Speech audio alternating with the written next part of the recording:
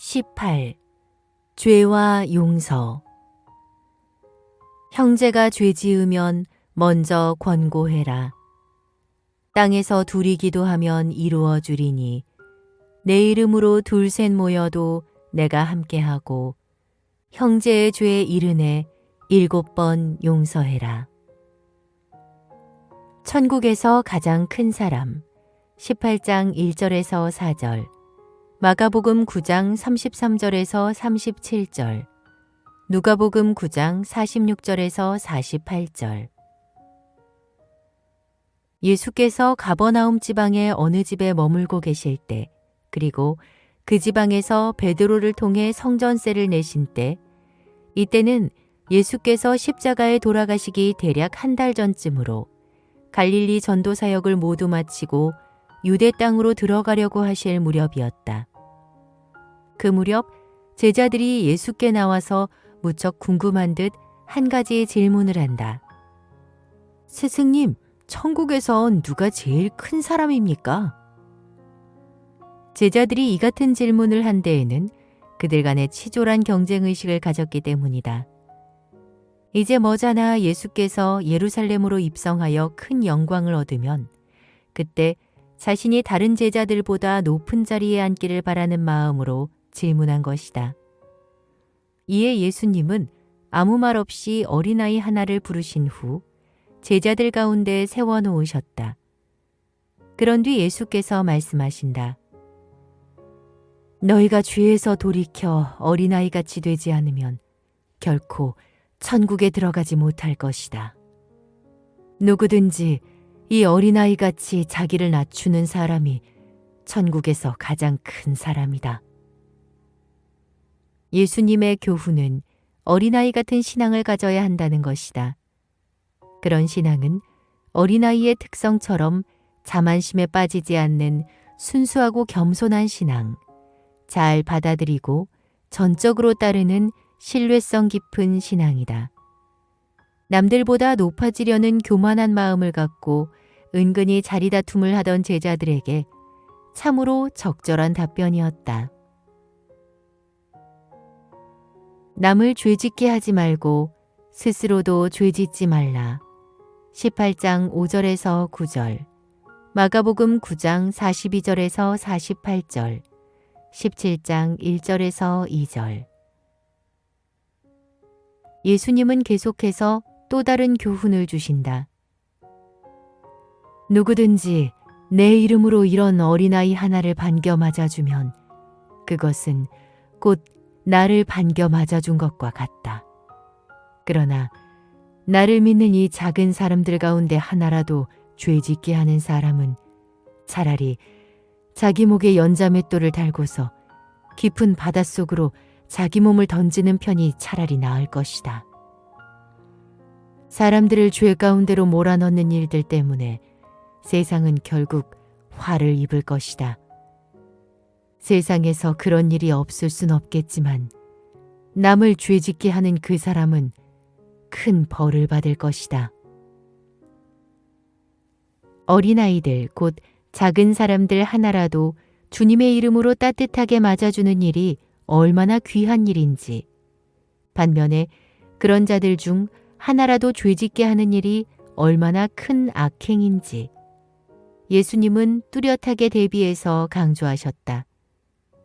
그러면 예수님은 남을 죄짓게 하느니 차라리 자기 목에 연자맷돌을 메고 스스로 깊은 바닷속으로 몸을 던지는 편이 더 낫다고 말씀하셨다. 그만큼 즉 차라리 자기 목숨을 던질지언정 결코 다른 사람을 죄짓게 하지 말라는 강조적인 표현이다. 여기서 연자맷돌은 곡물을 갈 때 나귀가 끌도록 되어 있는 큰 맷돌이다.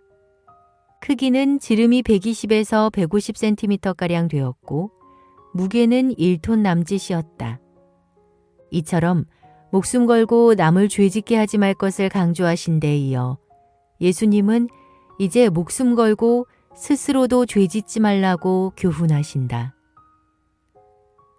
내 손이나 내 발이 너로 죄짓게 만들거든 그 손발을 잘라버려라.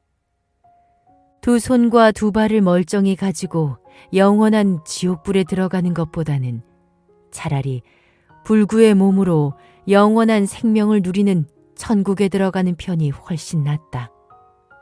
또 내 눈이 너로 죄짓게 만들거든 그 눈을 빼어버려라.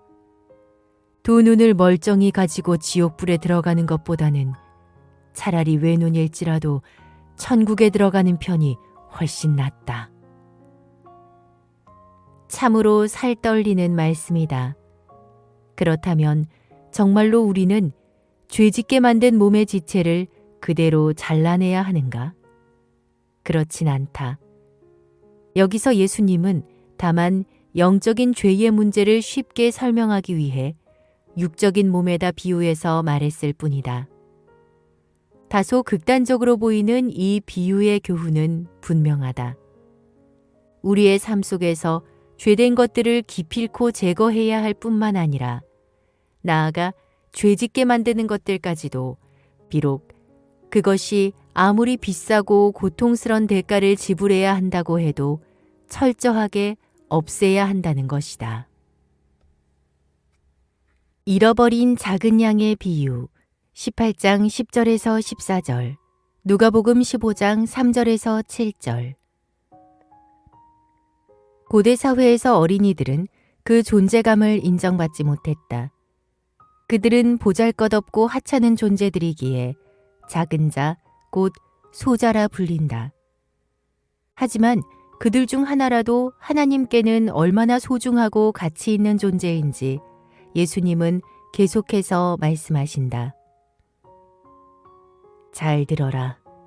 너희는 어린아이들 가운데 하나라도 업신여기지 않도록 조심하여라.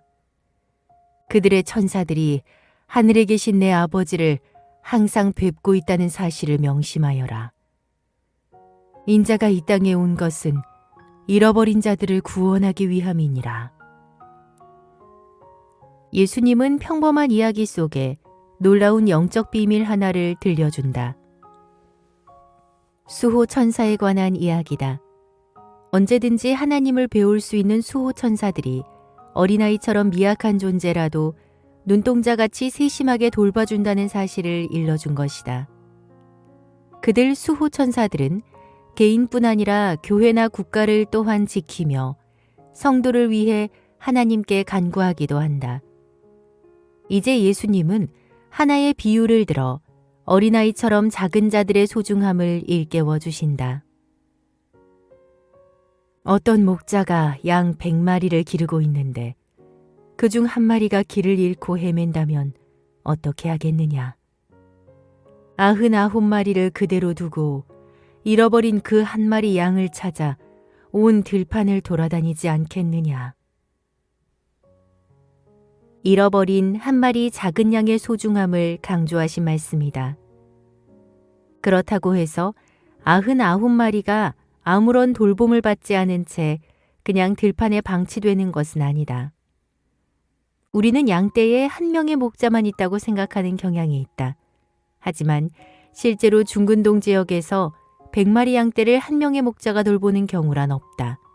따라서 만일 양떼 중 한 마리를 잃어버렸을 경우 수석 목자는 양떼의 나머지를 안전하게 돌보고 있고 고용된 목자가 그 양을 찾아 나서곤 한다. 예수님은 자신의 모든 양들을 똑같이 돌보신다. 그러나 만일 잃은 양이 있다면 그 양이 어떤 상태이건 절대로 포기하지 않으시고 끝까지 힘써 찾으신다. 잃어버린 한 마리 작은 양의 비유에 대해 예수님은 이제 말씀을 맺으신다.